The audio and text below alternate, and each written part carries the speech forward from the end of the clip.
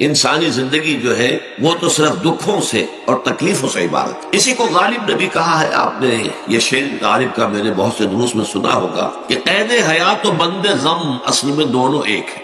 یہ قید حیات ہے، ابھی آپ حدیث سن رہے تھے، اب دنیا سجن المومن، مومن کے لیے یہ دنیا کی زندگی جو ہے جیل خانہ ہے، یہ قید ہے، قید حیات۔ جیسے جیل میں آدمی اپنی مرضی سے نہیں جاتا، بھیجا جاتا ہے، اپنی مرضی سے نہیں نکلتا بلکہ نکالا جاتا ہے۔ اسی طرح لائی حیات آئے قضا لے چلی چلے، اپنی خوشی سے آئے نہ اپنی خوشی چلے۔ تو دنیا کی زندگی جو ہے وہ واقعتاً ایک اعتبار سے قید خانہ ہے۔ قید حیات و بند غم اصل میں دونوں ایک ہیں۔ جب تک یہ زندگی رہے گی غم بھی لگا رہے گا، تکلیفیں لگی رہے گی، مصائب آتے رہیں گے، انسان کو دکھوں کا سامنا رہے گا، واسطہ رہے گا۔ موت سے پہلے آدمی غم سے نجات پائے کیوں؟ ظاہر بات ہے جب تک زندگی ہے تو غم ہے، تو موت سے پہلے نجات نہیں مل سکتی۔ اگرچہ اس کے بعد کا اگلا مرحلہ جو ہے، جو حقیقت کو جاننے والے ہیں وہ تو جانتے ہیں کہ اس کے بعد تو غم کا اور بڑا کڑا مرحلہ آنے والا ہے۔ اب تو گھبرا کے یہ کہتے ہیں کہ مر جائیں گے، مر کے بھی چین نہ پایا تو کدھر جائیں گے؟ اگر اللہ ہمیں معاف فرمائے، اپنی رحمت اور مغفرت سے ہمیں ڈھانپ لے، جیسے کہ حضور نے فرمایا الا یتغمدنی ربی برحمتہ، حضور نے فرمایا کہ کوئی انسان بھی محض اپنے اعمال کی بنیاد پر جنت میں نہیں داخل ہو سکے گا جب تک کہ رحمت خداوندی دستگیری نہ کرے۔ کسی صحابی نے بڑی ہمت کی، بڑے جرأت کا معاملہ کیا، پوچھ لیا کیا حضور آپ بھی؟ ظاہر بات ہے آپ بھی انسان ہیں، آپ بھی بشر ہیں، قرآن مجید میں کہلوایا گیا وَإِنَّمَا أَنَا بَشَرٌ مِثْلُكُمْ۔ تو اگر آپ کہتے ہیں کوئی انسان جنت میں داخل نہیں ہو سکے گا محض اپنے اعمال کی بنیاد پر جب تک کہ رحمت خداوندی دستگیری نہ کرے، تو کیا آپ بھی اس قاعدہ کلیہ میں شامل ہیں؟ آپ نے فرمایا ہاں میں بھی، الا یتغمدنی ربی برحمتہ، جب تک کہ میرا رب مجھے اپنی رحمت سے ڈھانپ نہیں لے گا میں بھی جنت میں داخل نہیں ہو سکتا۔ تو اس اعتبار سے اللہ تعالیٰ وہاں ہمیں بچا لے، لیکن جو وہاں نہیں بچایا گیا، اب ظاہر بات ہے کہ اس کے لیے جو مصیبت ہے وہ تو پھر دائمی ہے، ابدی ہے، دکھ ہی دکھ ہے۔ میں اس کی طرف زیادہ جانا نہیں چاہتا اس وقت، اصل میں میرا موضوع جو ہے وہ اس دنیا میں دکھوں کا علاج۔ اب اس اعتبار سے غور کیجیے، دکھ دو قسم کے ہیں۔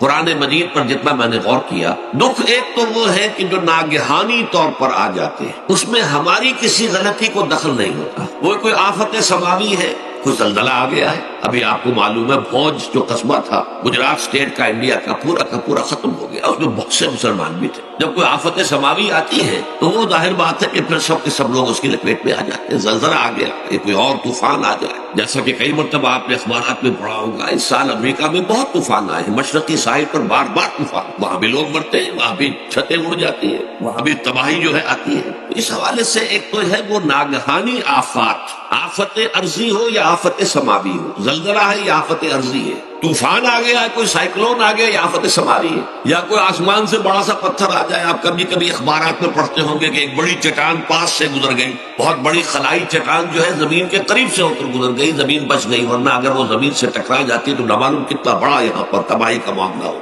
بڑے بڑے جو ہے شہاب گرتے رہے زمین کے اوپر، بڑی بڑی تباہیاں آتی رہی ماضی۔ تو ایک تو یہ ہے، اور ان میں بھی تقسیم کیجئے، یہ ناگہانی تکلیف، ناگہانی مصیبت، یا کوئی آفت سماوی یا آفت ارضی، اس کی بھی پھر دو قسمیں ہو گئی۔ ایک وہ کہ جو افراد کو متاثر کر، انفرادی سطح، آدمی سڑک پر جا رہا تھا، پیچھے سے آ کر کسی گاڑی نے ٹکر ماری، گر گیا، ٹانگ ٹوٹ گئی، اب ظاہر بات ہے کہ اس میں اس کا کوئی قصور نہیں ہے، یہ اللہ تعالیٰ کی طرف سے بات آ گئی ہے۔ یا یہ کہ کوئی اگر اجتماعی سطح پر آیا، جیسا کہ زلزلہ ہے، یا جیسا کہ کوئی سائیکلون ہے، کوئی بڑا طوفان ہے، بہت بڑے فلڈز آ گئے ہیں، اس وقت بھی موزمبیق میں بہت بڑا فلڈ آیا ہوا ہے، ساؤتھ افریقہ میں، اور افریقہ میں پچھلے سال بھی بہت بڑا فلڈ آیا تھا، بڑی تباہی آئی تھی۔ تو یہ آفت سماوی، یہ ظاہر بات ہے کہ اجتماعی سطح پر آتی ہے، بڑی بڑی مقدار میں اور تعداد میں لوگ متاثر ہوتے ہیں، لاکھوں لوگ بے گھر ہو جاتے ہیں، ہزاروں آدمی مارے جاتے ہیں۔ پہلی شکل جو ہے دکھ کی، جیسا کہ میں نے عرض کیا، وہ ناگہانی دکھ، کوئی آفت ارضی، کوئی آفت سماوی، خواہ وہ انفرادی ہو خواہ اجتماعی۔ اس کے ضمن میں کیا علاج ہے؟ ظاہر بات ہے کہ اس کا علاج یہ تو نہیں ہو سکتا کہ آپ اس کو ختم کر سکیں۔ انگریزی کا ایک محاورہ ہے، what cannot be cured must be endured۔ جو چیز جو ہے جس کا علاج نہیں ہو سکتا وہ تو برداشت کرنی پڑے گی۔ بعض بیماریاں بھی ایسی ہیں، ڈائبٹیز ہو گئی ہے، شوگر کا مرض ہو گیا، ڈاکٹر آپ کو بتائے گا کہ بھائی اب یہ مرض جائے گا نہیں، اب آپ کو اس مرض کے ساتھ ہی اپنے آپ کو ایڈجسٹ کر کے اپنی غذا وغیرہ اس کے مطابق طے کر لیجیے، ورنہ یہ کہ یہ نہ سمجھیے کہ یہ مرض چلا جائے گا۔ تو what cannot be cured must be endured. لہذا ان آفت سماوی و عرضی چاہے وہ انفرادی سطح پر متاثر کرتی ہوں انسانوں کو اور چاہے اجتماعی سطح پر، اس کا تو علاج ایک ہی ہے. عربی میں بھی ایک محاورہ یہ ہے کہ کسی نے پوچھا تھا کہ بچھو کے کاٹے کا کیا علاج ہے؟ البکاء الی الصباح، رات کو اگر کاٹا ہے کسی بچھو نے تو روتے رہو صبح تک، یہ علاج ہے، اس کا اور کوئی علاج ہے ہی نہیں. تو جو چیز لا علاج ہے اسے برداشت کر. گویا کہ یہاں جو اصل شے ہوگی کہ دنیاوی آفات، عرضی و سماوی آفات، ناگہانی آفات، ناگہانی مصیبتیں، ان کے ضمن میں ہمیں ایسی شے کی ضرورت ہے جو ہمارے اندر برداشت پیدا، اس کو جھیلنا آسان بنا دے، ہم اس کی وجہ سے بجھ کر نہ رہ جائیں، ہماری ہمتیں جواب نہ دے جائیں، ہمارا ارادہ ختم نہ ہو جائے، ہمارا حوصلہ پست نہ ہو جائے، بلکہ برداشت ہو، جھیلنا ہو، تحمل. ابھی بھٹر صاحب کہہ رہے تھے اللہ تعالیٰ ذرا سا متحمل ہے. میں نے کہا یہ بہت غلط بات کہہ رہا، اللہ بہت متحمل ہے. وہ ذرا سا تو یوں سمجھیے کہ ان کے کہنے کے انداز میں یہ بات آ گئی، ذرا سا رحیم بھی ہے. نہیں، وہ بہت رحیم ہے، بہت متحمل ہے، بہت حلیم ہے. لیکن یہ کہ ہمیں یہ جو آفات سماویہ اور عرضیاں ہیں جو ہمارے اوپر آ جاتی ہیں اللہ کی طرف سے، ان کے ضمن میں ذہنی ایک ایٹیچیوڈ پیدا ہو جائے، سوچ کا ایک خاص رخ بن جائے، انسان کے احساسات ایک خاص طرز پر ڈھل جائیں، تو پھر ان کو برداشت کرنا آسان ہو جائے. اور وہ کیا ہے؟ وہ ہمارے ایمان کا لازمی تقاضا. ایمان ہمیں یہ بتاتا ہے کہ کوئی مصیبت زمین میں آتی ہے نہ تمہاری جانوں پر آتی ہے بغیر اذن رب. جو کچھ آ رہا ہے اللہ تعالیٰ کے فیصلے سے آیا ہے. یہ کوئی اندھا بہرا مادہ نہیں ہے، یہ کوئی اندھا بھینسا نہیں ہے کہ اس نے آ کے آپ کو ٹکر مار دی ہے. نہیں، یہ تو سمیع و بصیر، علیم و خبیر اللہ اور حکیم اور قدیر اللہ کا فیصلہ ہے. لہذا یہ من جانب اللہ ہے، اس کو تم سمجھو کہ اللہ تعالیٰ کی طرف سے ہے. اور جب اللہ کی طرف سے ہے تو سورہ آل عمران میں فرمایا بیدہ الخیر، اس کے ہاتھ میں تو خیر ہی خیر ہے. یعنی بظاہر تمہیں محسوس ہوتا بھی ہو کہ یہ میرے لیے تکلیف دہ بات آ گئی ہے، تو اس کو یوں سمجھو کہ اس کا نتیجہ جو میرے حق میں نکلے گا وہ خیر ہوگا. فوری طور پر تو تکلیف ہے، مجھے اچھی نہیں لگ رہی، ناگوار ہے، لیکن نتیجہ اس کا خیر نکلے گا. جیسے بچہ بیمار ہے، ماں اسے دوا پینے پر مجبور کر رہی، کڑوی دوا ہے، وہ تو سمجھتا ہے مجھ پر بڑا ظلم ہو رہا ہے. یا آپ لے گئے اسے ڈاکٹر کے یہاں ٹیکا لگوایا ہے، وہ تو چیخ رہا ہے، رو رہا ہے، لیکن آپ کو معلوم ہے، کاش اسے بھی معلوم ہو جائے کہ میرے خیر کے لیے، میرے بھلے کے لیے. اگر اسے یہ معلوم اور محسوس ہو جائے تو اس کی تکلیف اس کے اندر بہت کمی آ جائے گی، وہ سہار لے گا اس کو، وہ برداشت کرے. اس حوالے سے اس کا جو ہمارے دین میں اس کا نام ہے، اس ذہنی کیفیت کا، ان احساسات کا، اسے ہم کہتے ہیں تسلیم و رضا.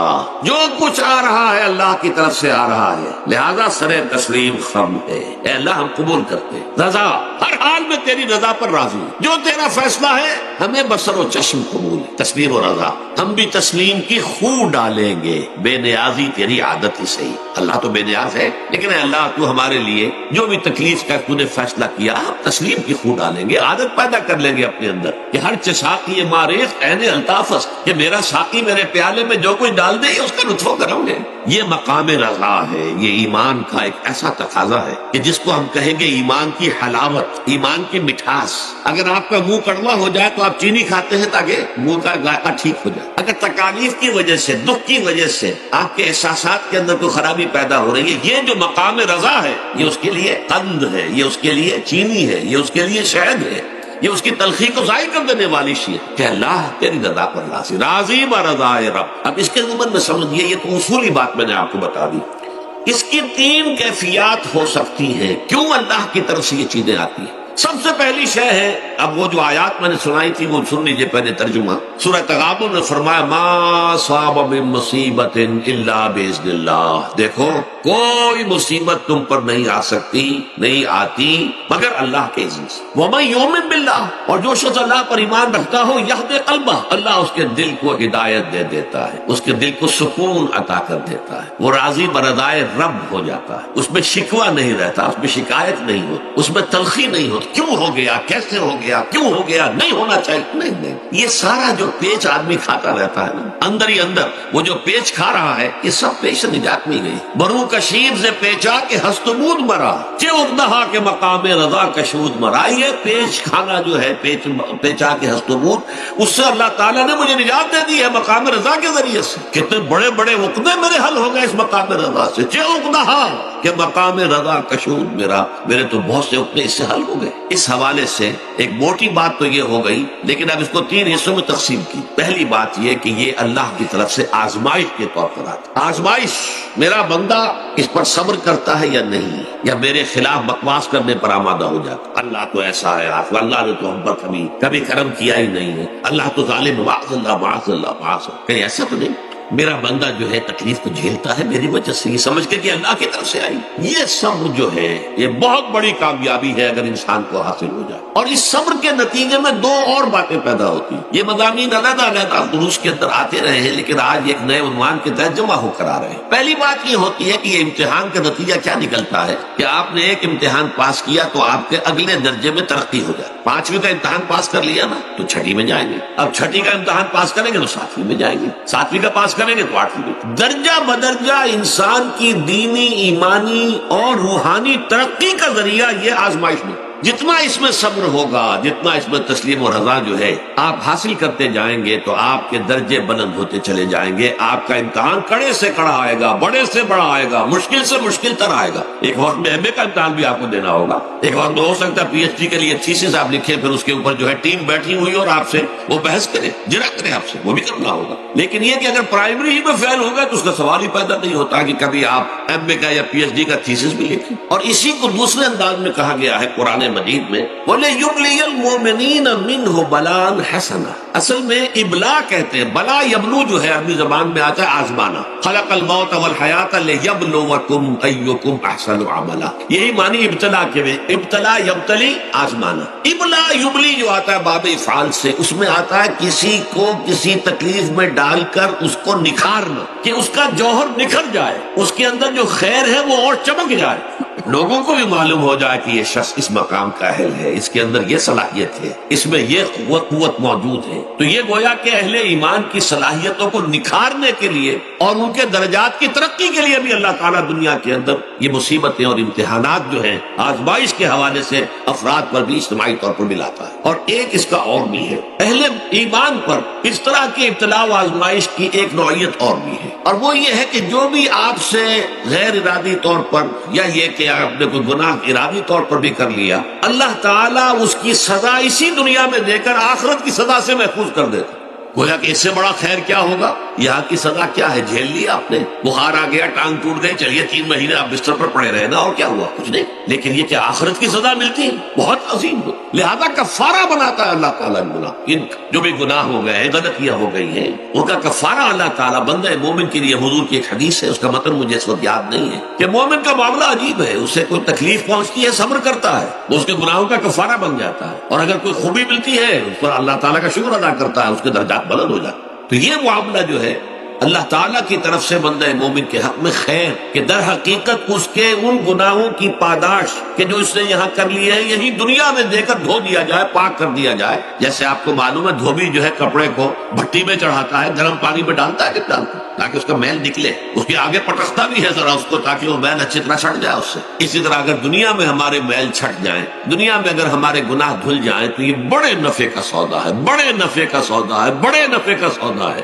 اس اعتبار سے آپ غور کیجئے کہ اگر یہ حقائق ہمارے سامنے رہے تو کیا کوئی تکلیف دنیا کی ہمیں بھاری محسوس ہوگی؟ ہمیں تو بتایا یہ گیا ہے کہ عسیٰ ان تکرہوا شیئا وہو خیر لکم وعسیٰ ان تحبوا شیئا وہو شر لکم واللہ یعلم وانتم لا تعلمون۔ ہو سکتا ہے کہ تم کسی چیز کو ناپسند کرو، دراصل کہ اسی میں تمہارے لیے خیر ہے، تمہیں نہیں پتا، اور ہو سکتا ہے تم کسی چیز کو پسند کرو، دراصل کہ اس میں تمہارا شر ہے لیکن تمہیں نہیں معلوم۔ اللہ یعلم وانتم لا تعلمون، اللہ جانتا ہے تم نہیں جانتے۔ اس حوالے سے سپردم بتو مایا خیشرا تدانی حساب کم و بیشرا، اے اللہ، اس کو کہتے ہیں تفویض۔ یہ سورہ تغابن کے 10 میں یہ تمام مضامین تفصیل سے آتے ہیں کہ ایمان کے جو باطنی ثمرات ہیں اس میں سب سے پہلے مقام رضا ہے، پھر تفویض، توکل ہے۔ آپ محنت کر رہے ہیں، محنت کر رہے ہیں، محنت کر رہے ہیں، نتیجہ نہیں نکلا۔ ایک نتیجہ یہ نکلے، ایک بچے نے بہت محنت کی، دن رات کام کیا، فیل ہو گیا امتحان، اب صدمے سے کمر ٹوٹ سکتی ہے اس کی، لیکن نہیں، ہو سکتا ہے کہ اللہ تعالیٰ نے اسی میں میرے لیے خیر رکھی، اس لیے کہ ہماری محنت سے کچھ نہیں ہوگا، ہمارے مادی وسائل سے کچھ نہیں ہوگا، ہوگا اللہ کے اذن سے، اللہ کی مرضی سے، اللہ کی مشیت سے۔ یہ ہمارے لیے خاص طور پر اس اعتبار سے بہت اہم نکتہ ہے، ہم سب راہ حق کے مسافر ہیں، اپنے اپنے بس پڑتے محنت کر رہے ہیں، وقت بھی صرف کر رہے ہیں، مال بھی صرف کر رہے ہیں، محنت کر رہے ہیں، مشقت کر رہے ہیں، لیکن فرض کیجئے جیسا کہ ہے فی الواقع فرض کیا کیجیے، وہ تو واقع سامنے کی بات ہے، نتائج نکلتے نظر نہیں آ رہے، قدم نہیں بڑھ رہے، ہماری طرف لوگوں کا رجوع عام نہیں ہے، ٹھیک ہے، اس پر قطعاً بدل ہونے کی بات یہ اللہ تعالیٰ کی مشیت میں ہوگا، جب وہ چاہے گا تب ہوگا، ہمارا کام یہ کہ اپنا فرض ادا کیے چلے گا بس، اور نتیجے سے بالکل ذہن کو اپنے منقطع کر لیں، ذہن کا کوئی تعلق آپ کے نتیجے کے ساتھ نہ رہے، یہ جب تک کیفیت ہماری نہیں ہوگی، اب اس راہ پر استقامت اور مدام اس پر محنت اور جد و جہد کرنا جو ہے وہ ہمارے لیے ممکن نہیں رہے گا۔ اس کے لیے میں اگر آپ کے سامنے رکھوں معاملہ کہ حضور صلی اللہ علیہ وسلم کے جو پہلے 10 برس ہیں، جب سے آپ کو آغاز ہوا ہے وحی کا، اس کے بعد سے پہلے 10 برس دن رات کی محنت، شدید مشقت، یہاں تک کہ اللہ بھی روک رہا ہے نبی آپ اپنے آپ کو ہلاک کر لیں گے، لعلک باخع نفسک الا یکونوا مؤمنین، کیا آپ اپنے آپ کو صدمے میں ہلاک کر لیں گے؟ یہ مان نہیں لا رہے، اس قدر صدمہ، لیکن اس کے ساتھ یہ ہے کہ یہ نہیں ہے کہ نتیجہ نہیں نکل رہا تو کام چھوڑ کے بیٹھ جائے، نہیں، معاذ نتیجہ نہ نکلے تو حضرت نوح علیہ السلام کی عمر بھی اگر حضور کی ہوتی 950 برس بھی حضور دعوت دیتے، آپ کا کام تھا، آپ کا فرض تھا۔ حضرت نوح علیہ السلام بھی تو آخر اللہ کے ایک بندے تھے، اللہ کے رسول تھے، 950 برس تک دعوت دی ہے، فلبث فیہم 1000 سنۃ الا 50 عاما، یہ تو ہم مانتے ہی نا، اگر قرآن کے اندر نص قطعی صریح الفاظ نہ ہوتے کہ 950 برس تک گئے، ورنہ یہ بات سمجھ سے بالا تر ہے، عام طور پر معلوم ہوتا ہے کہ اس دور میں ابھی عمریں زیادہ تھی۔ بہرحال جو میں نے عرض کیا تھا کہ دکھ جس سے انسان متاثر ہوتا ہے، اس کی ایک قسم وہ ہے کہ جو ہمارے ارادہ اور اختیار سے باہر، اللہ کی مشیت سے، اللہ کے اذن سے، اللہ کی مرضی سے آتا ہے، اس کے لیے ہمارا کام صرف برداشت ہے، جو شے بھی ہمیں برداشت کی صلاحیت عطا کر دے وہی اس کا علاج ہے۔ جیسے آپ کو معلوم ہے کہ بخار بہت تیز چڑھا ہوا ہے، اس کی دوا نہیں ہے اسپرین یا کوئی اور پیراسیٹامول، بخار کی شدت کو کم، وہ کوئی علاج نہیں ہے۔ علاج تو ہوگا اگر معلوم ہو کہ کون سے جراثیم ہے، کس کی وجہ سے ہے، اس کا صحیح اینٹی بایوٹک کون سا ہے، وہ علاج ہوگا، یہ علاج نہیں ہے۔ لیکن اس کی شدت کی کمی اور اس کے اندر جو احساس ہے جھیل جانے کا، وہ انسان کے لیے آسان ہو جاتا ہے۔ یہی مضمون آیا ہے سورہ حدید میں بھی، ما اصاب من مصیبت فی الارض ولا فی انفسکم، یہاں کھول دیا اس مضمون کو۔ میں نے عرض کیا تھا نا کہ یہ آفت سماوی بڑے پیمانے پر بھی ہو سکتی ہے، زمین میں یعنی زلزلہ آ گیا، فلڈ آ گیا، طوفان آ گیا، ولا فی انفسکم، خاص تمہاری جان میں، تمہیں بخار ہو گیا، تمہیں ٹی بی لگ گئی، تمہیں کوئی اور بیماری آ گئی، تمہیں کینسر ہو گیا، معاذ اللہ ہوتا ہے، آخر ہوتا ہے، دنیا میں انسانی زندگی کے ساتھ یہ ساری چیزیں لگی ہوئی ہیں۔ لیکن یہ چیزیں ما اصاب من مصیبت فی الارض ولا فی انفسکم، نہیں پڑتی تم پر کوئی پڑنے والی کوئی مصیبت، کوئی تکلیف، نہ پوری زمین میں بڑے پیمانے پر، نہ تمہاری جانوں میں انفرادی سطح پر، الا فی کتاب من قبل ان نبراها، مگر یہ کہ وہ تو ایک کتاب میں، کتاب اللہ کے علم کی کتاب، ام الکتاب، اس میں پہلے سے درج موجود ہے، یہ الرٹ اپ نہیں ہو گیا، یہ اچانک نہیں ہو گیا۔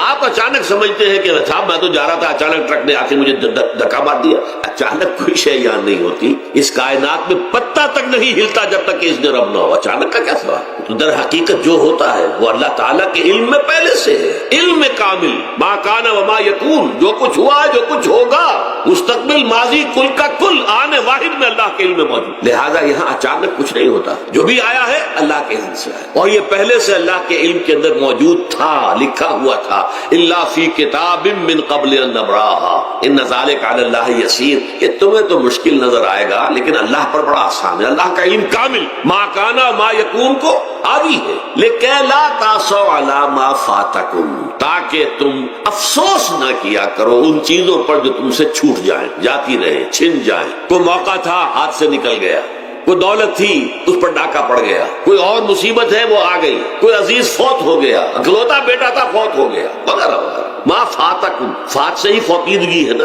جو شے بھی نکل جائے، چلی جائے، ہاتھ سے جاتی رہے، چاہے وہ کوئی آپ کا عزیز تھا جو فوت ہو گیا تو آپ کے ہاتھ سے نکل گیا، یا کوئی مال تھا جو آپ کے قبضے سے نکل گیا، ڈاکہ پڑ گیا، چوری ہو گئی، نقصان ہو گیا کاروبار میں بہت بڑا، اس پر افسوس نہ کیا کرو۔ اگر افسوس کرو گے تو اس کا مطلب کیا ہوگا کہ تمہیں اللہ پر اعتماد نہیں ہے، یا تم سمجھتے ہو کہ اللہ کے سوا بھی کوئی ہے جو یہ کام کر سکتا، کائنات میں تو ایک ہی کی مرضی چلتی ہے، وہ ہے اللہ، لہذا اگرچہ وہ کسی کے ذریعے سے تکلیف آپ کو پہنچی ہے، کسی نے آپ کو پتھر مارا ہے، وہ پتھر ہو سکتا ہے آپ کو نہ لگتا، لگ گیا ہے تو اللہ کے فیصلے سے لگا ہے، اس کا باپ بھی نہیں پتھر مار سکتا آپ کو اگر اللہ کا اذن نہ ہو، لہذا آپ پتھر مارنے والے کو بھی مجرم سمجھیے، ٹھیک ہے، اس سے بھی قصاص لینے کا آپ کو حق ہے، لیکن یہ جان لیجئے کہ جو آیا ہے پتھر وہ اذن رب سے آیا۔ اب ظاہر بات ہے کہ اگر یہ کیفیت ہوگی تو غصہ اتنا نہیں ہوگا اس شخص پر کہ جس نے یہ کام کیا ہے، بلکہ ہو سکتا ہے آدمی مسکرا کے رہ جائے، جیسے کہ وہ میں واقعہ سناتا رہا ہوں اپنے دروس میں کہ ایک درویش منش آدمی جا رہا تھا، جو رب کرے سو ہو، جو رب کرے سو ہو، جو رب کرے سو ہو، کسی شخص نے پتھر اٹھا کر دے مارا، اس کے سر پہ لگ گیا کہ اس نے پیچھے پلٹ کر دیکھا کس نے مارا ہے، اس نے مجھے کیا دیکھتے ہو، جو رب کرے سو ہو، یہ تو رب کے مارنے سے، اس نے کہا مجھے تو یہ پتھر رب کے مارے ہی لگا ہے، لیکن میں دیکھ یہ رہا تھا بیچ میں کس کا منہ کالا ہو گیا، اپنے لیے کس نے ایک گناہ کما لیا، اپنے لیے کس نے ایک مصیبت جو ہے وہ مول لے لی، وہ بیچ میں تم آ گئے ہو، پتھر اللہ کی طرف سے آیا، لیکن اس کا عذاب، اس کا وبال تم پر آ گیا۔ بہرحال یہ تو میں نے عرض کیا آپ کے سامنے، وہ چیزیں کہ جو آ جاتی ہیں، وہ تکالیف و مسائل جو اللہ کی طرف سے من جانب اللہ ہے، اس میں آپ کسی کو مورد الزام نہیں ٹھہرا سکتے، وہ آپ پر آ گیا۔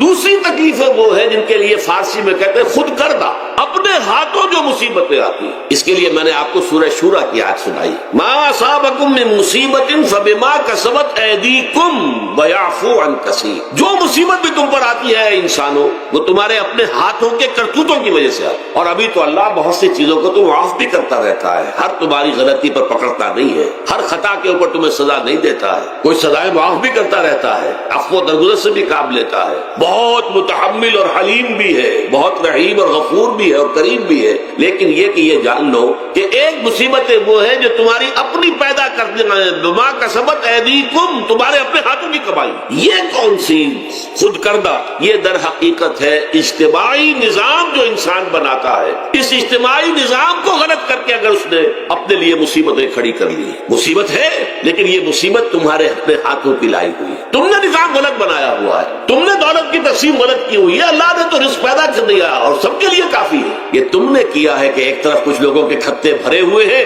اور ایک طرف کوئی فاقے سے مر رہا ہے، یہ خود کردہ ہے، یہ ہمارا کبھی ہے، یہ تم نے نظام غلط بنایا ہے، یہ جو نظام کے اندر خرابی ہے یہ تمہاری اپنے کرتوت ہیں، تم نے خود نظام کے اندر غلطی رکھی ہوئی ہے، ناانصافی گھولی ہوئی ہے، اس کا زہر گھولا ہوا ہے، یہ تمہارے اپنے کرتوتوں کی وجہ سے، اور اس کا علاج تمہیں کرنا پڑے گا خود، اور وہ علاج کیا ہوگا؟ نظام کو صحیح صحیح قائم کرو، اللہ کا دیا ہوا نظام، نظام عدل و قسط، یہی وجہ ہے کہ سورہ حدید کی جو آخری آیت میں نے پڑھی تھی وہ کیا تھی؟ اللہ تعالیٰ فرماتا ہے کہ ہم نے تو اپنے رسولوں کو بھیجا اس لیے، کتابیں نازل اس لیے کی، لقد ارسلنا رسلنا بالبینات، ہم اپنے رسولوں کو بھیجتے رہے معجزوں کے ساتھ، واضح نشانیوں کے ساتھ، وانزلنا معهم الکتاب والمیزان، ان کے ساتھ ہم نے کتاب اتاری، میزان اتاری، یہ سارا کچھ ہم نے کس لیے کیا؟ لیقوم الناس بالقسط، تاکہ لوگ عدل پر قائم۔ اب اگر تم نے اس عدل کے نظام کو چھوڑ کر اللہ کے دیے ہوئے نظام کو تج کر تم نے خود اپنا نظام بنا لیا، تو ظاہر بات ہے سرمایہ دار جب نظام بنائے گا تو وہ مزدور کے بارے میں نہیں سوچ سکتا، اسے تو اپنی مصلحتیں نظر آئیں گی،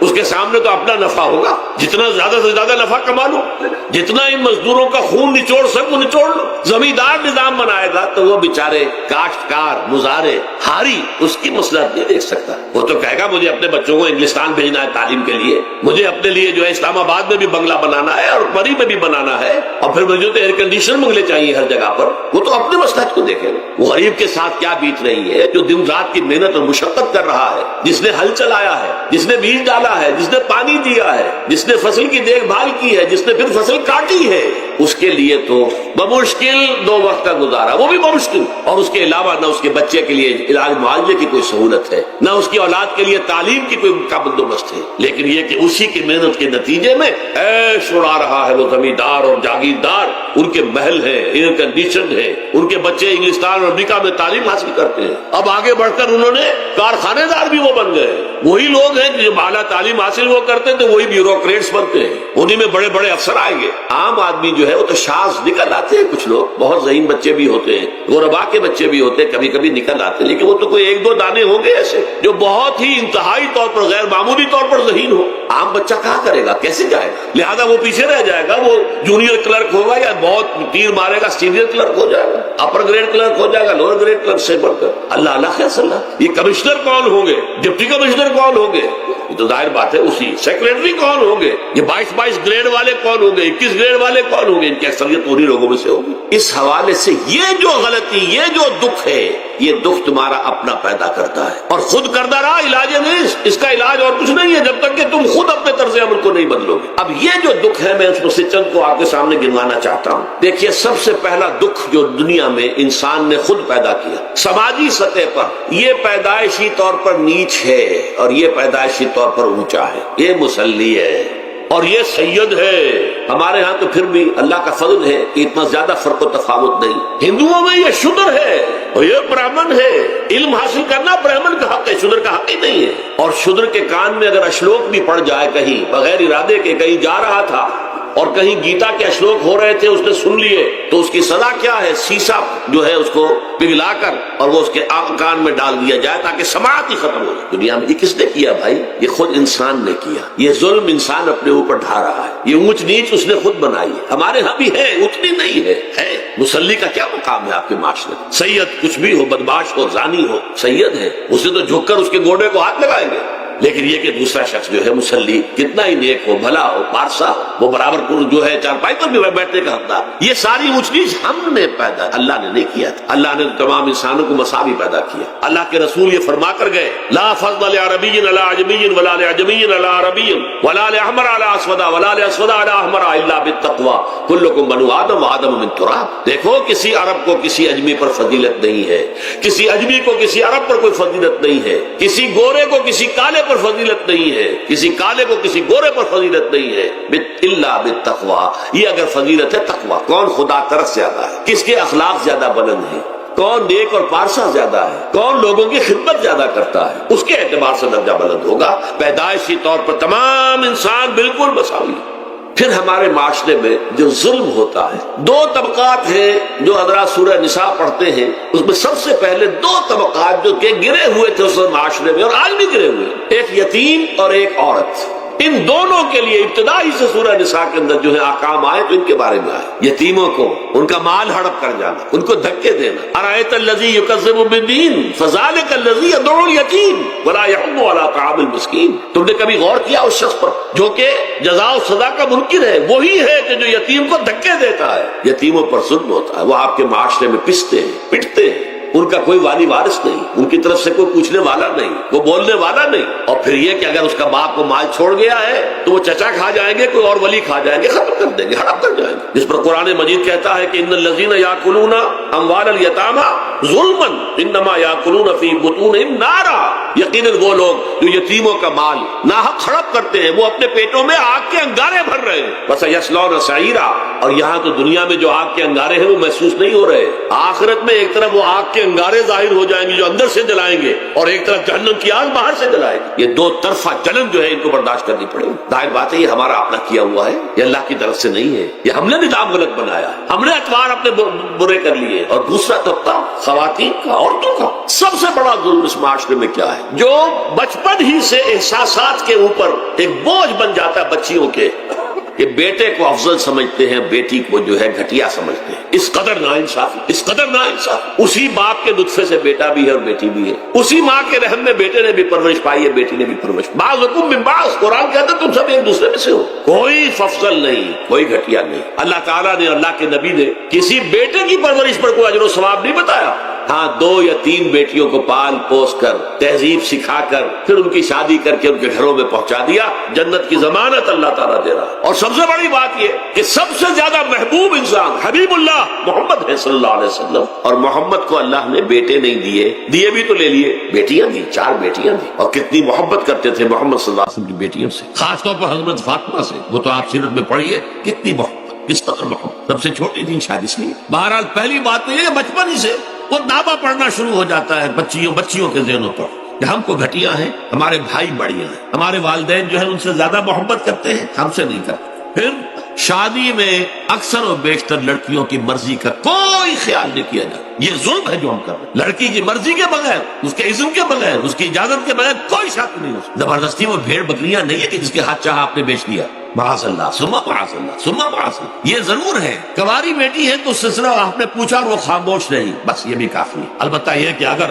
کوئی سیبہ ہے جس کو پہلے نکاح ہو گیا تھا، بیوہ ہو گئی، یا پہلے شادی تھی ایک خلا لے لی، طلاق لے لی یا طلاق ہو گئی، اس کو تو کہنا پڑے گا کہ ہاں مجھے کوئی اعتراض نہیں ہے اگر میری فلاں شخص سے شادی کر دی جائے، اس کے بغیر نکاح ہو نہیں سکتا. پھر ان سب کے اوپر سب سے بڑا ظلم، یہ تو اللہ تعالیٰ آپ کو توفیق دے تو دوسرا رکوع سورہ نساء کا پڑھے، کتنی تاکید کے ساتھ احکام آئے ہیں وراثت کے. وراثت مما قل منہ کثر، چاہے زیادہ مال کسی نے چھوڑا ہو چاہے تھوڑا سا چھوڑا ہو، لیکن وراثت کے احکام جو ہے ان کو نافذ کرنا ہوگا.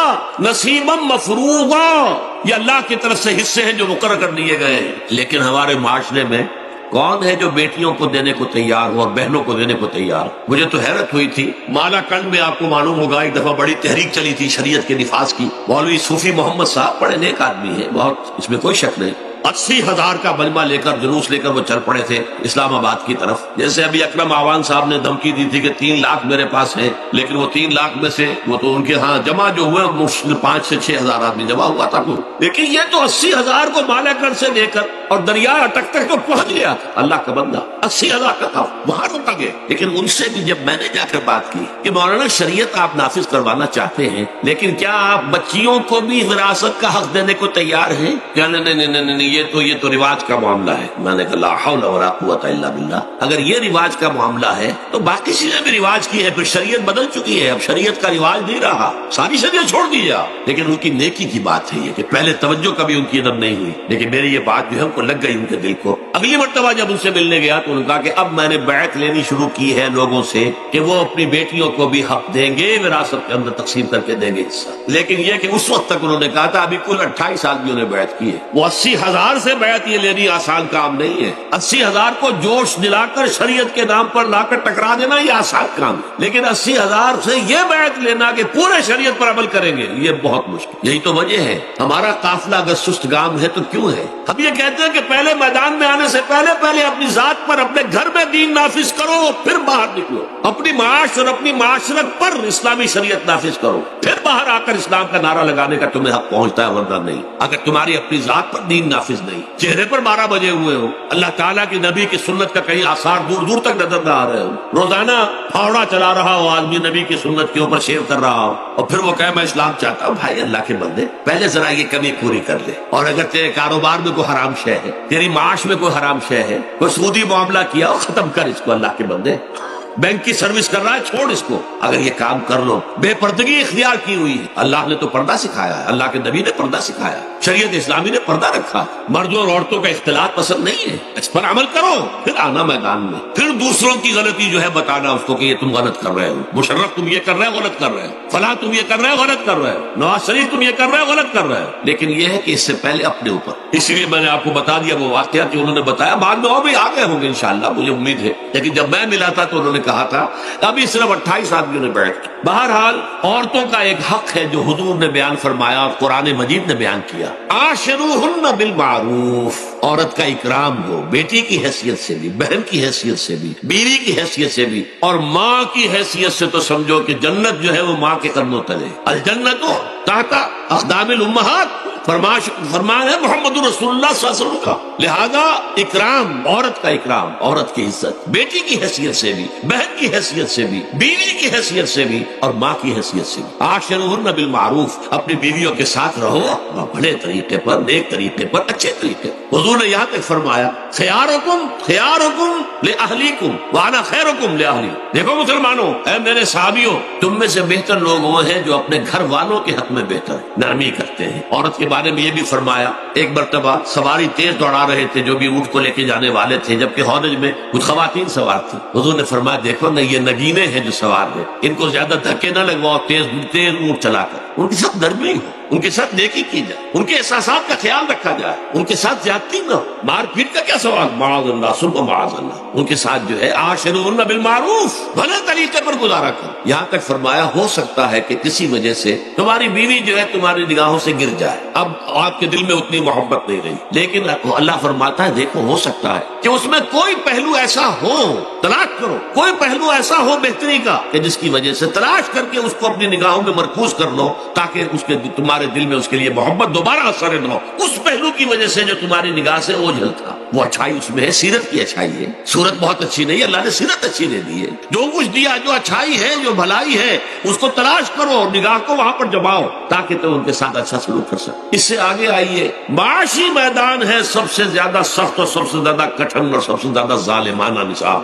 اس میں سب سے بڑا ظلم جو ہمارے پاکستان میں ہے وہ یہ زمینداری، غیر حاضر زمینداری، اور یہ جاگیرداری۔ محنت کرے کسان مزدور ہاری، عیش کرے جاگیردار زمیندار، یہ اس سے بڑا ظلم اور کوئی نہیں ہو سکتا۔ اور چونکہ ہماری معیشت بنیادی طور پر زرعی معیشت ہے، ہمارا تو زیادہ تر جو آبادی کا طبقہ ہے وہ کاشتکار ہے، لہٰذا سب سے بڑا ظلم جو ہو رہا ہے وہ در حقیقت یہ زمینداری، غیر حاضر زمینداری اور جاگیرداری۔ اب اس میں سمجھ لیجئے اس بات کو اچھی طرح، کتنا بڑا ظلم ہے۔ ایک شخص خود شہر میں رہ رہا، لاہور میں، ساری سہولتیں اسے حاصل ہیں، کتنی سہولت ہوتی ہے، ٹوٹی کھولی اور پانی آ رہا۔ دیہات میں جا کے بیچارے کاشتکار کو معلوم ہو سکتا ہے کہیں سے دور سے پانی کھینچ کر لانا پڑتا ہو کسی کنویں سے۔ کہاں اسے یہ سہولت ہے کہ ٹوٹی کا کان مروڑا اور پانی حاضر؟ کہاں یہ سہولت ہے کہ بجلی کا بٹن اوپر سے نیچے کیا اور بخار روشن ہو گئے؟ یہ ساری سہولتیں بھی لے رہا ہے اور وہ تنخواہ بھی لے رہا ہے کوئی، یا کوئی کاروبار بھی کر رہا ہے، اور ایک زمین اس کے پاس ہے، فلاں ضلع میں میرا رقبہ ہے، اس رقبے پر جو کاشت کر رہا ہے آ کر اس کی کمائی میں سے، اس کی فصل میں سے آدھا بٹا کر لے جاتا۔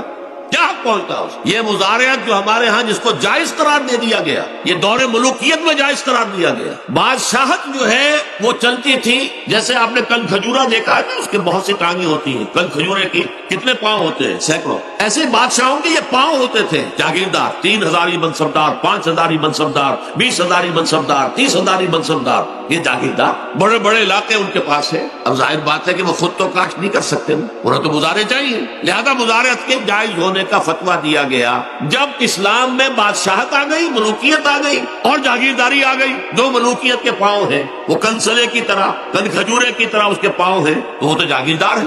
یہ ہے جس کی وجہ سے امام ابو حنیفہ نے کہا مزارعت حرام ہے، جس کی زمین ہے وہ کاشت کرے، یا حضور کی حدیث ہے کہ چاہے اپنے بھائی کو دے دے تو ایک دانہ لینے کا حقدار نہیں۔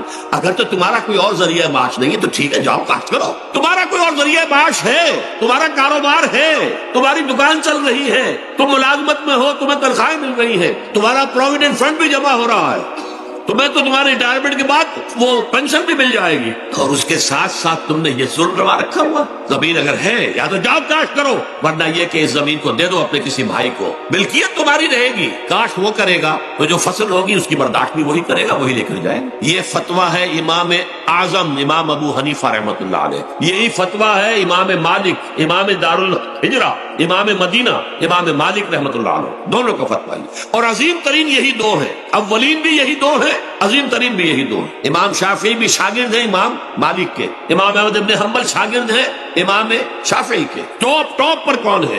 امام ابو حنیفہ، ان کے شاگردوں میں قاضی ابو یوسف اور امام محمد امام ظفر، ادھر امام مالک، ان کے شاگردوں میں پھر امام شافعی، پھر ان کے شاگرد امام احمد بن حنبل۔ ٹاپ پر دونوں یہ کہہ رہے ہیں کہ حرام، مزارعت حرام، جس کی زمین ہے خود کاشت کرے۔ یہاں یہ ہے کہ خود کاشت نہیں کر سکتا تو اپنے بھائی کو دے دے، بس ٹھیک ہے، اس میں سے کوئی حصہ لینے کا وہ حقدار نہیں ہے۔ جو محنت کرے، جو خون پسینہ اپنا لگائے، وہی اس سے ساری جو ہے آمدنی اس کو حاصل ہونی چاہیے۔ یہ مجھے حال ہی میں، یہ آپ کے علم میں ہونا چاہیے، یہ فتویٰ دیا ہے قاضی ابو یوسف اور امام محمد نے، مزارعت حلال ہے، جائز ہے۔ شرطیں لگائی انہوں نے کہ بیج بھی زمیندار دے، کوئی جانور وغیرہ ہے تو وہ بھی زمیندار کا ہو، اگر کوئی ٹریکٹر ہے تو اس کی بھی پیمنٹ جو ہے زمیندار کرے۔ یہ ہے شرطیں، یعنی اس کا کوشش کی ہے کہ اس جاگیرداری کا ڈنک جو ہے کم ہو جائے، اس مزارعت کے اندر جو مضرت ہے وہ کم ہو جائے، لیکن یہ کہ اصلاً اسے جائز قرار دے دیا۔ ہمارے ہاں کون شرطوں کو کون دیکھتا ہے، آداب کو کون دیکھتا ہے، قواعد و ضوابط کو کون، ہنیئن مریا، جیسے کہ ماں کا دودھ پیتے ہیں ایسے ہی یہ مزارعت کی جو آمدنی ہے اس کو کھا رہے ہیں۔ حرام ہے، حرام ہے، حرام۔ حال ہی میں ابھی ملاقات ہوئی میری مولانا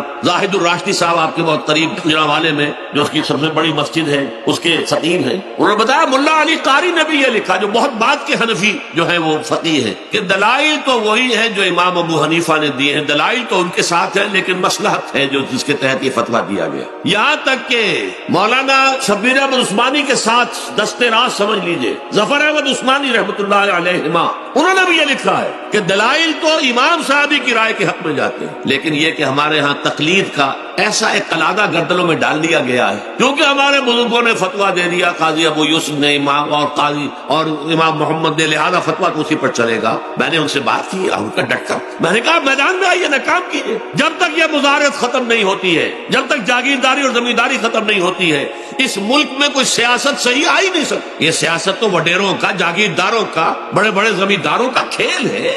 یہ آپ نے پتہ نہیں نام سنا ہے کہ نہیں، میوزیکل چیئرز گیم، یہ ہوتا ہے ان کا کھیلنے والوں کا، بہت زیادہ دولت والے جو ہیں ان کا کھیل ہے، ان کو کام تو کوئی کرنا نہیں ہوتا، جاگیردار ہے اسے کو کام کرنا، وہ بیٹھ کر ایک کلب بنا رکھی ہے، یہ پارلیمنٹ کیا کلب ہے، وہاں بیٹھ کے وہ اپنا وقت گزاری کرتے ہیں۔ یہ پوائنٹ آف آرڈر آ گیا ہے، اور یہ جو ہے ہماری حقوق جو ہے پریولیج موشن آ گئی ہے، وہ کرتے نہیں گفتگو بیٹھ۔ تو یہ جان لیجئے کہ یہ ظلم کس نے کیا ہے؟ یہ خود کرنا ہے، یہ ہم نے اس نظام کو برداشت کیا ہوا ہے۔ جب تک ہم نہیں اٹھیں گے یہ نظام ختم نہیں ہوگا۔ خود کردہ کا علاج خود ہی کرنا ہوگا۔ یہ غلط نظام جو چلا آ رہا ہے، جب تک کہ اس کو ہم بدلیں گے نہیں، اس کو ختم نہیں کریں گے، اس وقت تک یہ ظلم کیسے ختم ہو؟ اس سے آگے آئیے، ایک ہے کارخانے دار کو اور مزدور کو آپ نے چھوڑ دیا کہ باہم طے کریں۔ کارخانے دار کہتا میں تو صاحب آپ کو 15 روپے دوں گا، کام کرنا ہے تو کریں، نہیں کرتے تو نہ کریں۔ آپ نے زیادہ سے زیادہ یہ کیا کہ نہیں، یہ ویج بہت کم ہے، آپ نے ایک یونین بنا لی، کچھ ہڑتال کر دی۔ اچھا ہڑتال کر دی، 10 دن کی ہڑتال کے بعد غریب مزدور کا تو بچہ ہو سکتا ہے بھوکا مرنے لگے، کارخانے دار کی صحت پہ کوئی اثر پڑے گا؟ اس میں لاکھوں ہیں، کروڑوں ہیں، اس کی صحت پر کوئی اثر نہیں پڑتا۔ لہذا یہ ظلم ہے۔ اس ظلم کا علاج کیا ہے؟ اگر یہ ضمانت ریاست کی طرف سے ہو، حکومت کی طرف سے، کہ اگر تمہاری مناسب مزدوری نہیں ملتی مت کرو کام، لیکن تمہارے بچے کو بھوکا ہم نہیں مرنے دیں گے، تمہیں سبسسٹنس الاؤنس دیں گے، ان ایمپلائمنٹ الاؤنس دیں گے، ہم زکوٰۃ کا نظام قائم کریں گے، جس کے تحت کے انڈر رائٹ کر دیں گے، طے کر دیں گے، لکھ دیں گے کہ ہر شہری کی بنیادی ضروریات کی کفالت ریاست کے ذمہ ہے۔ اب اگر ایسا ہے تو ایک آدمی پاؤں جما کر بات کرے گا نا کارخانے دار کے ساتھ، ایک امپلائی جو ہے امپلائر سے بات کرے گا پاؤں جما کر، جناب آپ مجھے تنخواہ کم دے رہے ہیں میں کام نہیں کروں گا۔ لیکن اب کیا ہے، جناب آپ مجھے تنخواہ کم دے رہے ہیں میں کام نہیں کروں گا، مالک کہتے جاؤ دفعہ ہو جاؤ، پھر وہ کیا کہتا ہے، اچھا جی میں اسی تنخواہ پہ کام کروں، اس کا تو کوئی فائدہ، اسی کی جائے کہاں وہ؟ مارکیٹ میں تو سرمایہ داروں کا گٹھ جوڑ ہے، انہوں نے کارٹل بنا رکھے ہیں، وہ تو ظاہر بات ہے کہ وہ ویج نہیں بڑھائیں گے، الا یہ کہ مزدور کی پوزیشن ایسی ہو کہ وہ بھی ڈٹ کر کھڑا ہو جائے۔ اور وہ ڈٹ کر کھڑا کب ہوگا؟ جب اس کو ضمانت ملی ہوئی ہو ریاست کی طرف سے، حکومت کی طرف سے، کہ اگر تمہارے پاس جاب نہیں ہوگا، کام نہیں ہوگا، تمہارے پاس کوئی مزدوری نہیں ہوگی، تو تمہیں اتنا وظیفہ تو ہر مہینے ملتا رہے گا جس سے تم اور تمہارے اہل و عیال جو ہے وہ کم سے کم زندہ رہ سکتے، پھر کھڑے ہو کر بات کر سکتا ہے بس تو، پھر صحیح جو ہے ان کے درمیان معاہدہ ہوگا تو وہ منصفانہ ہوگا، عادلانہ ہوگا۔ جب تک یہ نہیں ہے، اور یہ نظام کیسے ہوگا جب تک کہ زکوٰۃ کا نظام قائم نہ کیا جائے۔ اب زکوٰۃ کا بھی ایک نظام تو وہ تھا جو بدنام کرنے کے لیے زکوٰۃ کو ضیاء الحق صاحب نے نافذ کیا، وہ تو بدنامی ہے، وہ تو سود کا کمیشن ہے، کہ سود میں آپ کو اگر 6% ملتا تھا تو 2.5% انہوں نے کاٹ لیا، 4.5-3.5% آپ کو دے دیے، تو سود میں سے حصہ لے لیا ہے نا۔ سود کو حرام کرے اور زکوٰۃ پورے مال پر، سارے تجارتی اموال پر مال زکوٰۃ لے۔ آپ کی دکان میں جناب 10 لاکھ کا مال پڑا ہوا ہے، 2.5% کے حساب سے دے دیجئے، کتنا من اکاؤنٹ آپ کر لیجئے گا۔ کوئی ایک ہے اسٹاکسٹ، آپ کے گودام میں اتنا اسٹاک پڑا ہوا ہے، اتنی مالیت کا 2.5% دیجئے، تمہاری اتنی بھیڑیں بکریاں ہیں،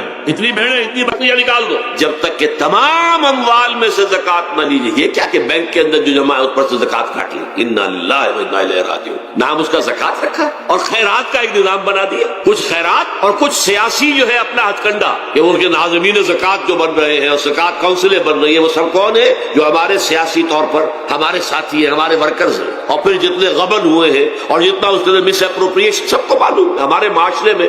آخر اگر حکومت کے جتنے محاصل ہیں وہ غبن ہوتے ہیں تو زکوٰۃ کا کیوں نہیں غبن ہوگا؟ زکوٰۃ کو آسمان سے اتری ہے، بلکہ زکوٰۃ میں سے غبن کرنا تو آسان ہے، اس لیے کہ سود میں سے کاٹا ہوا ہے، اس میں تو انسان جو ہے وہ برا بھی محسوس نہیں کرے گا کہ یہ تو سود ہے، لعنت ہے، اگر اس کو میں نے کچھ ہضم کر لیا تو کیا ہو گیا۔ جب تک کہ یہ دو نظام نہیں آئیں گے، اور تیسرے یہ کہ سود کے ذریعے سے، جب تک کہ یہ ظلم، سود کا نتیجہ کیا نکلتا؟ اصل میں ہمارے عام آدمی سمجھتے ہیں سود کہ اچھا ہے جی، کیا ہے، ایک آدمی نے پیسے جمع کرائے ہیں، اب اسے ہر مہینے اتنا پیسہ مل رہا ہے۔ عام آدمی بھی ہمارے ہاں یہ جو پٹھانوں والا سود ہے، یہ جو سود خور گاؤں میں بیٹھے ہوئے ہیں، جو بہت بڑی شرح کے اوپر سود دیتے ہیں اور خون چوس جاتے ہیں لوگوں کا، اور ان کے کسی طریقے سے قرضے ختم، ان کو تو سبھی برا کہتے ہیں. کوئی ایک آدمی بھی آپ کو نہیں ملے گا کہ جن کے لیے کلمہ خیر کہے, ان کے لیے کسی نرمی کا یا ان کے لیے کسی بھی آسانی کا کوئی مطالبہ کرے. البتہ یہ جو بڑا سود ہے, بینک کا سود, کاروباری سود, اس کی شناخت لوگوں پر واضح نہیں ہے. یہ ایک بہت بڑے پیمانے پر یہ برائی جو ہے آپ کو انڈیویجول پر نہیں نظر آ رہی. انڈیویجول تو بظاہر سمجھتا ہے ایک فرد, بھائی ٹھیک ہے میں جو دکان کے لیے مجھے قرض چاہیے تھا, مجھے قرض مل گیا, میں اپنا کاروبار کر رہا ہوں, تو میں جو کمائی کر رہا ہوں اس میں سے بینک کو بھی حصہ دے رہا ہوں اپنا, اس کا سود کا. اس میں کیا خرابی ہو گئی؟ اس کی خرابی سمجھ میں آتی جب آپ کو معلوم ہو اسی سود کے ذریعے سے دنیا میں اس وقت ایک چھوٹی سی اقلیت ہے, کل 1 کروڑ یا 1.25 کروڑ یہودی, اور پوری دنیا کی دولت کے اوپر قابض ہو کر بیٹھ گئے. یہ سارا وہ بینکنگ نظام جو یہودیوں نے بنایا, یہ IMF ورلڈ بینک جس کے ہم اس وقت غلام بن کر رہ گئے. ہمارا چیف مارشل ایڈمنسٹریٹر اسے کہے یا چیف ایگزیکٹو کہے, ہمارا تو حکمران ہے, ہمارا بادشاہ اس وقت, اور وہ بادشاہ سلامت کہتے ہیں کہ یہ IMF اور ورلڈ بینک کے لوگوں کے گوڈے ہمیں پکڑنے پڑتے ہیں, گوڈے گٹے. کیوں؟ ہم غلام ہیں اور ہم جکڑے ہوئے ہیں سود کے اندر. پوری دنیا کو یہودی سود خوروں نے در حقیقت اپنے شکنجے میں جو جکڑا ہے, جس طریقے سے کہ ان کو اپنے اندر ایک اپنے پورے ہتھ کنڈوں کے اندر جو باندھ کے رکھ دیا ہے, یہ سود کے ذریعے سے. اور اس کا نتیجہ کیا نکلتا ہے؟ دیکھیے امریکہ میں کہتے ہیں بڑی جمہوریت ہے, لوگ ووٹ دیتے ہیں, لیکن حقیقت ہے کہ لوگ جانتے ہوں کہ دیوے استبداد جمہوری قوام پائے کو, تو سمجھتا ہے یہ آزادی کی ہے نیلم پری. ہم نے خود شاہی کو پہنایا ہے جمہوری لباس, جب ذرا آدم ہوا ہے خود شناس و خود نگر. اب امریکہ میں اصل میں کیا ہے؟ امریکہ میں کیپٹلسٹ کا نظام ہے. یہ حکومت کس کی ہے؟ سرمایہ داروں کی ہے. جو کروڑ پتی نہ ہو وہ الیکشن نہیں لڑ سکتا, اور کروڑ پتی جو ہے اپنے پیسے کی بدولت وہ صحافیوں کو خرید لے گا, ٹیلی ویژن چینلز خرید لے گا, وہ لوگوں کے ذہنوں پر چھا جائے گا. یہ گورنمنٹ آف دی کیپٹلسٹ ہے, ناٹ عوام. یہ دھوکہ ہے, فریب ہے سرمایہ داروں کا. وہاں وہ جاگیردار اس طرح کے نہیں, سرمایہ دار ہے. وہاں جاگیرداری کی وہ حیثیت نہیں رہی, اس لیے کہ ان کے تحت آدمی نہیں ہوتے. وہ تو اگر بڑے بڑے رینچ ہیں, بڑے بڑے اگر فارم ہیں, تو وہاں بھی آپ کو معلوم ہے کہ چونکہ مشینوں کے ذریعے سے بوائی بھی ہو رہی ہے اور ہل بھی چل رہا ہے مشینوں سے, بوائی بھی مشینوں سے, کٹائی بھی مشینوں سے, تو زیادہ انسان کی ضرورت ہی نہیں رہی. لہذا وہ سیاسی نظام وہ نہیں ہے جو یہاں کا ہے, لیکن وہ زمیندار بھی وہاں کا کیپٹلسٹ ہے, نظام کیپٹلسٹ کا ہے. تو در حقیقت یہ ڈیموکریسی جو ہے, اس سے جو کہتے ہیں government of the people by for the people, نہیں, گورنمنٹ آف دی کیپٹلسٹ, سرمایہ دار کی حکومت ہے. اور سرمایہ دار جو ہے اس نے اپنی کلب بنائی ہوئی ہے, بیٹھا ہے, پارلیمنٹ ہے, یہ کانگریس ہے, یہ سینٹ ہے, یہ سرمایہ داروں کی کلب ہے. باقی عوام کے لیے وہاں کیا ہے؟ واقعہ یہ ہے کہ عام آدمی امریکہ کا بھی یہ ضرور ہے کہ بنیادی ضرورتیں محنت کر کے خون پسینہ ایک کر کے اپنی وہ حاصل کر لیتا ہے, لیکن بہت نچلی سطح پر ہے. عام آدمی وہاں بھی بہت نچلی سطح پر ہے. اور ایسے لوگ ہیں معدود گنتی والے جو 40-50 بلین کا ایک چیک لکھ سکتے ہیں, وہ سب یہودی ہے. House of Rothschilds, house of Goldsmiths, یہ سٹی بینک جو یہاں بھی آ گیا ہے اپنی ساری گندگیاں پھیلانے کے لیے, سٹی ہاؤسز اور سٹی کار, یہ کیا ہے؟ یہ جکڑ لینا ہے آپ کو. آپ کو ذرا سا دھوکہ دیا, جاؤ جی لے لیجیے, کوٹھی لے لیجیے, ہم آپ کو قرض دیتے ہیں.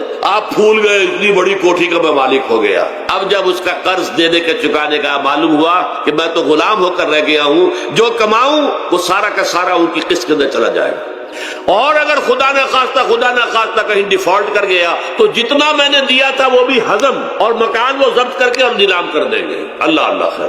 لیکن وقتی طور پر ذرا سا دھوکہ جو ہو جاتا ہو, دیکھو اتنی بڑی کوٹھی کا میں مالک ہو گیا, دیکھو اتنی لمبی کار میرے پاس آ گئی, دیکھو فلاں شے میں نے حاصل کر لی, لیکن اس کا نتیجہ جو نکلتا ہے وہ تو وہاں والوں سے پوچھئے, جس طریقے سے کہ وہ غلام بن کر رہ جاتے, وہ مزدور بن کر رہ جاتے ہیں. جیسے بھٹوں میں آپ نے دیکھا ہے, بھٹوں میں جو مزدور ہوتے ہیں وہ بکے ہوئے ہوتے ہیں, وہ غلاموں کی طرح ہوتے ہیں. ان کو بلکہ لوگ ایک دوسرے سے خرید کر لے کر جاتے ہیں. ایک بھٹے والا آتا ہے اور دوسرے بھٹے کی جو مزدور جو غلام ہے ان کو وہ وہاں کو پیمنٹ کر کے اور لے جاتا ہے. وہ بالکل ان کے سرس کی طرح ہے, ان کے غلاموں کی طرح. یہ ساری جو میں نے آپ کے سامنے گنوائی ہے, یہ در حقیقت نوع انسانی کو جو تقسیم کیا گیا, انگریزی میں آپ کہتے ہیں ہیوز اور ہیو ناٹس.